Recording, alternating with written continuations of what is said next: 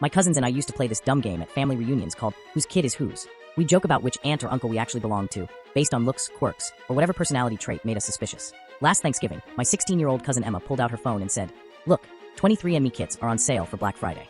Let's settle this once and for all," she laughed. We all cracked up. 5 cousins taking DNA tests just to prove whose genes came from where.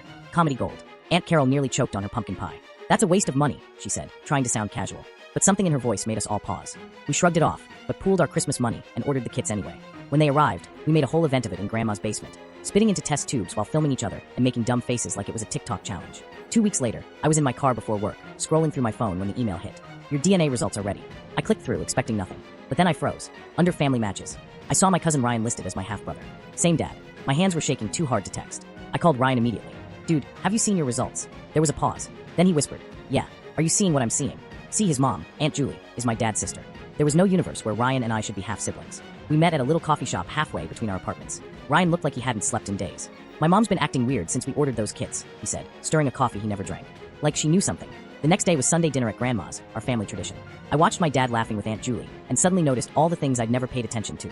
The way they avoided eye contact, how no one ever mentioned a certain stretch of years in their 20s. That night, after Mom went to bed, I found Dad in the garage fixing his old fishing rods. "Dad," I said, "I need to ask you something. About Aunt Julie." He dropped the rod before I even showed him the DNA results. His face crumpled. "How did you find out?" he whispered. Turns out, before he married my mom, he and Aunt Julie had a brief secret relationship. When she got pregnant with Ryan, they agreed to keep it quiet to avoid blowing up the family. She married Uncle Steve 2 months later. He never knew. No one did. Until now. At the next family dinner, Grandma pulled me aside, patted my hand, and said, "Some secrets are kept for a reason, dear.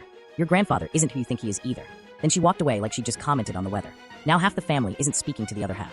3 more DNA bombshells have come out since. And that stupid game we used to play as kids? Turns out it wasn't so funny after all. But at least now I understand why I always felt so close to Ryan. We weren't just cousins playing video games. We were